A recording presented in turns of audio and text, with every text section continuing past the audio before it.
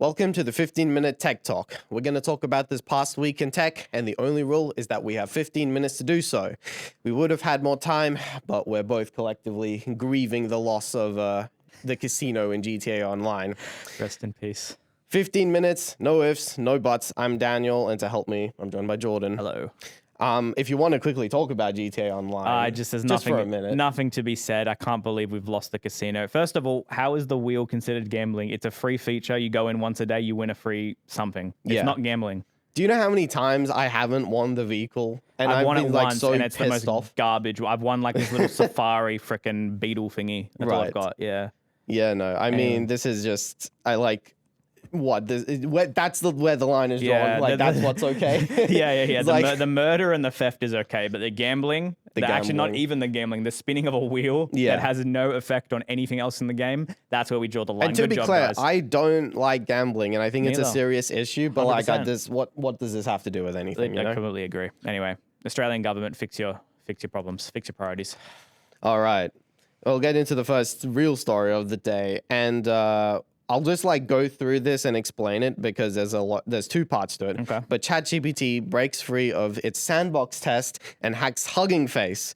So there are two parts. Hugging Face is sort of like an app for AI tools, from what I understand. Yep. OpenAI were conducting a test with new versions of ChatGPT specifically designed to hack systems, and it was meant to be in a sandbox system.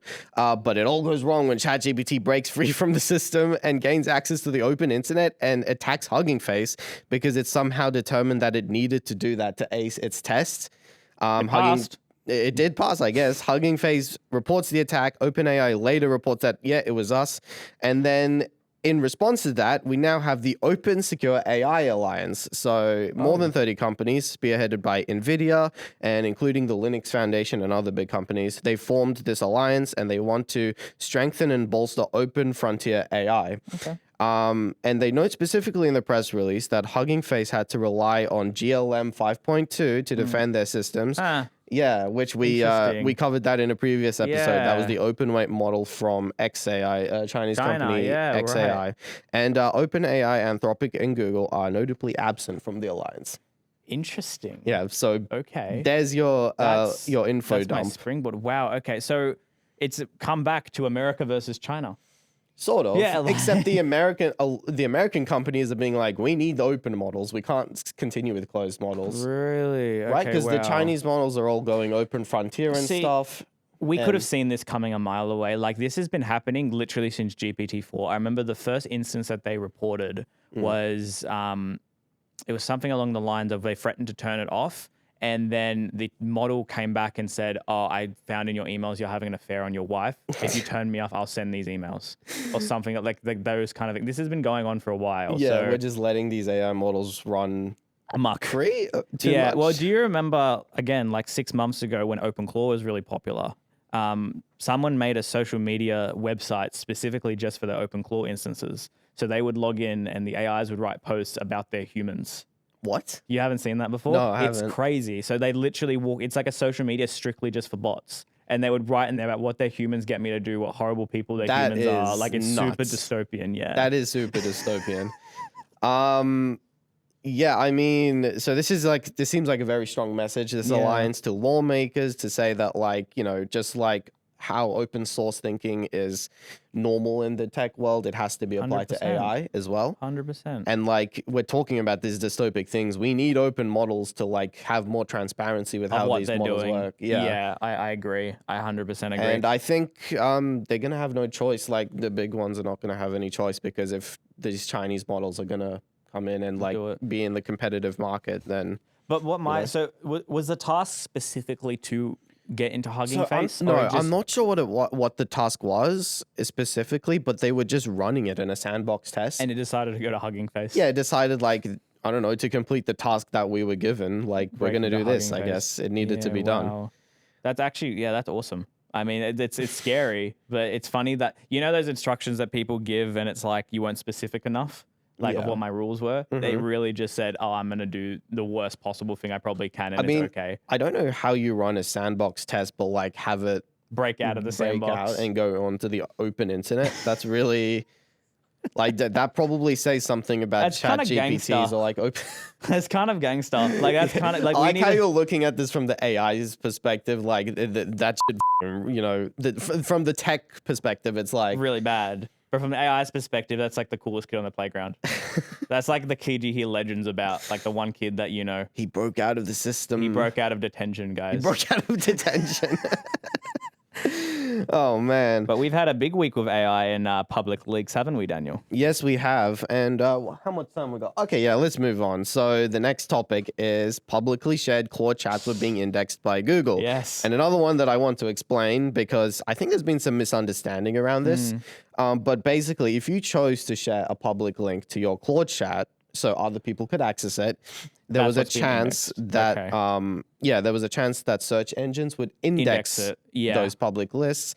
And people could specifically search for Claude.ai and get those results. So it would be so it's not chats. like your private chats. It's whatever you've shared publicly. Yeah, so private chats were not indexed. It was only public chats. And website owners have control over what gets indexed. And I guess this just fell through the gaps. And it's already been fixed on Google. I don't know about the other search engines. It's funny, actually, before we jumped on this podcast, I had a tweet come up. Yeah. And it said it was about this issue in particular. But it also had the lovely little tidbit of one user asked the chatbot how to become a nine-tailed fox through meditation and roleplay. And do we know if they did? Jamie, clip that. No, I'm kidding. I don't know. But also, why was he who is he publicly sharing that to then? Is there like some sort of Discord out there for like how to become a furry I don't know. through There's meditation? probably maybe they thought it was funny. It was just like, oh, look at this. What Claude said. Before you worked here, we used to have a furry costume maker across from us in the office next door. I kind of wish they were still there because I would ask them, is this you? I mean, yeah, they like. I mean, look, that's a good news. I thought it was all private chats. That's what it was it is made not out all to private be. chats. Great. It is just not that I have anything to worry about. Let me be very clear. But but this is like a nice little. This is a nice little preview of what it could be like if an LLM gets hacked for real. Yeah, for real. I mean, how screwed would you be if it was private chats without revealing anything private? Nothing, not terrible. Look, Actually, I've heard things some from stories. you. Yeah. Look, it's not that bad. Mostly it'd be my calculating my grocery list in terms of dollars when I do it. So every day. Okay. No. Stop. No. Stop. What do you mean? Anytime anyone mentions LLMs and groceries in the same sentence, Okay. So what I do is I have a $200 budget, right? And I usually just get the same stuff every week. But there's always sales at Coles. So while I'm grabbing my food, I'll put it in a list, and at the end, because I'm lazy, instead of putting in a calculator, I'll go to AI and say, "Can you calculate how much I've spent?" It'll throw back like $150, and I know that I can spend $50 on. Why is the AI telling you how much you spent? Because I'm putting it in, so I don't have to put it in a calculator. I'm just copying, pasting it from the Notes app. Wait, what? So while I'm shopping, are you physically there? Yeah. I'm physically there in the grocery store, writing down how much each thing costs. Why aren't you using a calculator? Because I can't be bothered. So I just drop it all into AI. It does it. Says you spent $150, and then $50 can go into, I don't know, red or black.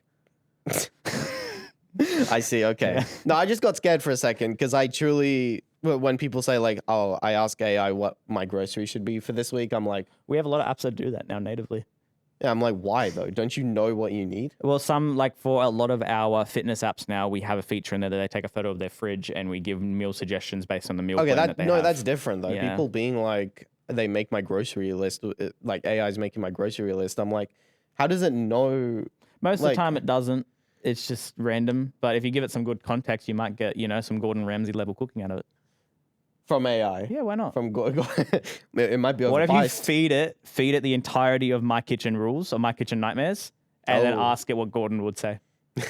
No, that's an AI I want to see. It would just roast your meal choices. What are you, an idiot sandwich? Actually, you said My Kitchen Rules. That would sort of be epic. Imagine like Manu was just like fucking criticizing your shit. Awesome. What have we got? 5 minutes? 5.5 minutes. We got 5.5 minutes. I think, let's see. We might be able to leave the fun topic. Oh, let's talk about the AusAlert test. I didn't get it.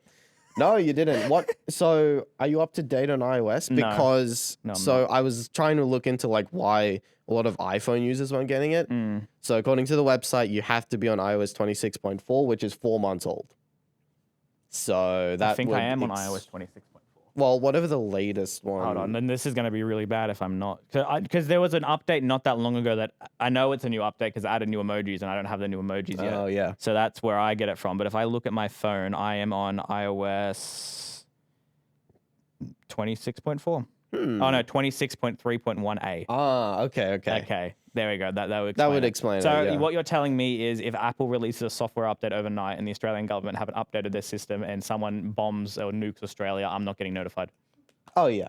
That's great. I That's mean, such a foolproof system, guys. Good job. But this is why all the Android phones got the notification because they the range for Android was a lot longer. I don't know why they are limiting it to like the latest update. That doesn't make Apple. sense. Yeah, that doesn't make sense. That's a problem. Like, because I think 90% of people got it. Like, the test was a success, right? Seems to be, It I seems to be a guess. success. But me, Ali, a couple here in the office didn't. They didn't didn't get get anything. it. Yeah, because I didn't even hear the damn thing. I was on a call and everyone's like, "Did you hear that?" I'm like, "Nah." I must have been really locked intently in, locked in. Yeah, absolutely I didn't hear locked anything. in, delivering client value. That's me.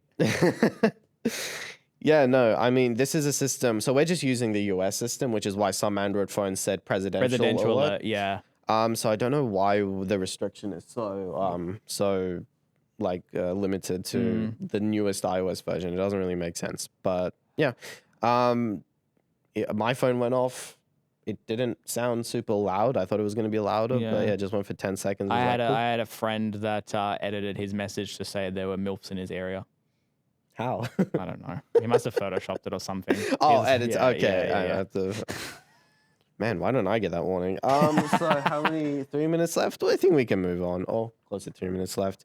I guess this is a fun topic, ish. Oh, I'll make it a fun topic. Google was just fined 890 million euros by the EU for favoring its own apps over rivals. Now we're not going to talk specifically about that. That's like, big tech getting fined. Great. There is Regular a history Tuesday. though of big tech being fined, and I've collected some of the past big fines, and we'll just have a little scroll through them. memory Just lane. a little scroll. So, the one we just talked about, Yeah. 890 million euros, pretty big. Rival apps. Let's keep going. We've got Google. Again. 4.1 billion euros in 2018 for using Android to block rivals. I think they had to force Google search and Chrome to allow the App Store, and the EU was like, nope, that is really stupid. 2018, I think I remember that. But they just lost the appeal, so... 8 years later. Yeah. Oh. So that's Sorry, cool. Google. Next one, we've got Google with 2.42 billion euros in 2017 for Google Shopping. I think they were just like preferencing their Google Shopping over other competing services. They still and do such. that. I'm not sure like what it was specifically, because obviously there's a shopping tab. I mean, Google killed our frickin' startup. Technically. Dapper, we were partnered with Google. We had Google like credits and stuff. We were in the Google for Startups program.